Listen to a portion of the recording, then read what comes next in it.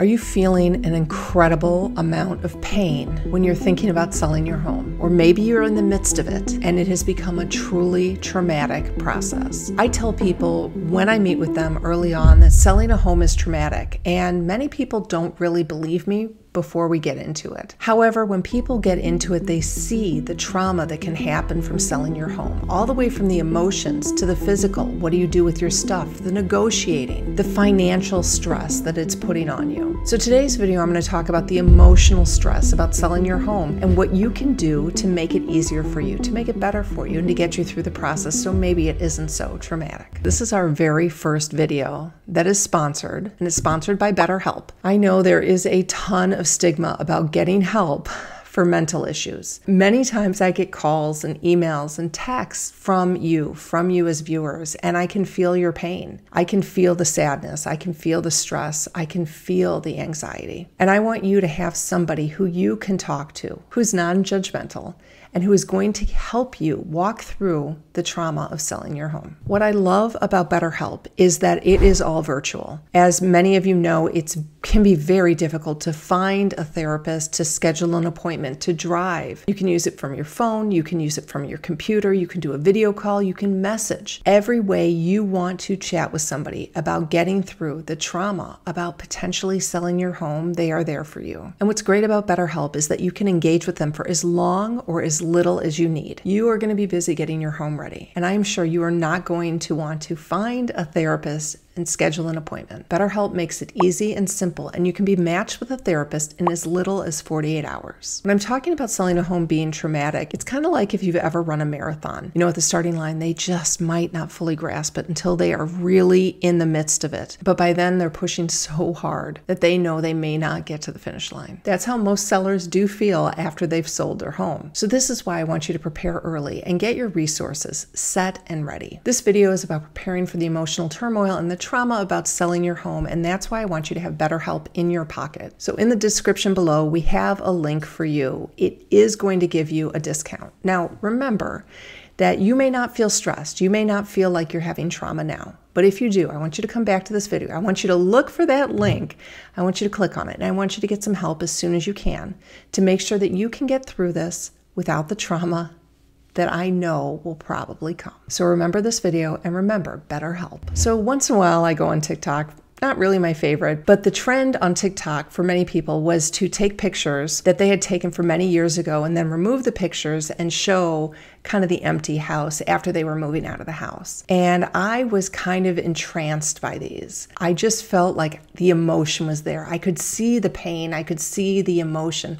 And not everything is, you know, horrible bad, but it's bittersweet. Many things can be bittersweet as you move on. And so these videos made me feel like, wow, you know, I really do need to do a video about releasing yourself and getting out, and how do you get through it emotionally. So I hate to pound a dead horse here and to continue to tell you that selling a home is traumatic. And the reason is because I hate to be the bearer of bad news. But even for me, as somebody who sold my home last year, I know it was trauma, and I am in the real estate business. However, it's really important to go through some of the things I'm going to talk with you about today to kind of keep you sane, to keep you focused, and to make sure you get through this stress-free and making the most money while you're doing it. So the first thing I want you to do is acknowledge your feelings. I know this sounds silly, it sounds simple, but many people are sort of emotionally ready to move, okay? They think maybe we've downsized and we want to move, our kids are gone. Yeah, we're feeling good about this. And they think that they're not really emotional about this. And they start to maybe fight with their spouses or get very stressed out, especially at their real estate agent, which I know. They become really overwhelmed. Many times they don't realize that it's the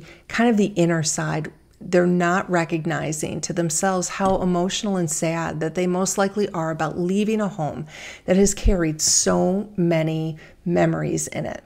So while they might be okay and they're going through the motions and they're like very black and white, they don't realize kind of the underlying cause that's affecting them and making them feel super emotional. So I want you to create a moving plan, and this means starting early. As I said, many people who find my channel kind of in the midst of it are in pain, and you guys know you can always reach out to me, and I'll always be willing to help if I can. But for the majority of people who are watching this channel, it's people who maybe are a couple years out, 1 to 2 to 10 years out from moving. And so for those of you who are here, who are thinking maybe you're going to sell your home, I don't know, in a few years, you are in the right place. And the importance is to start early. And I have done a lot to prepare sellers to start early. I do have my seller's playbook, which many of you have already downloaded. And that is going to give you kind of a step-by-step with the 5 pillars of things that you need to understand before you move. Now, I also have a bunch of videos on this about how to start your home selling process, but the seller's playbook is probably the first place to start. It's going to talk to you first about planning and what questions you should be asking yourself. It's going to be talking about updates, what you should be doing, what you should not be spending your money. It's going to talk about staging and pricing, which I know you guys don't really love to talk about, but it's really, really important. And then it also talks about how do you choose the right agent? Like, how do you know that it's not just a salesperson and a scammer? So I always give you guys that option. That's the first thing you need to do, is to plan early and to start early. So download your seller's playbook, and honestly, I really think that's going to help you get through this process a little bit easier. I also want you to think about preserving your memories. And, I mean, that's easy to say. And as most people are moving, they're getting rid of a ton of stuff. Now, I've done a decluttering video, which, talks about making sure that you document, you can take pictures of things like that. And one thing we did before we left is we went and we actually wrote all of our names on a kind of a hidden place in the house that we always know will be there. And the new owners don't know that, but it doesn't matter, because it's behind a wall basically, but we know it's there. So think about kind of maybe making your mark on your house so that you will always remember that special moment. And if you ever do go back, you will be able to look at that and remember. So I've moved many times in my life, and for good and bad reasons. And I not only help people move, but I've been there personally.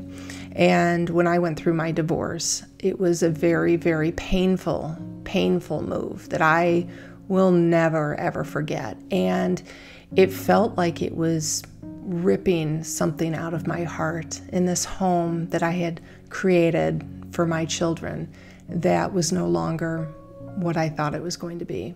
And I remember, I was fighting so much with the new buyers in this house. And the inspection came back, and the buyers were insistent on, it was just dumb, stupid stuff. They were insistent that a couple of the light bulbs be replaced in the house. This is what they were going to throw down on.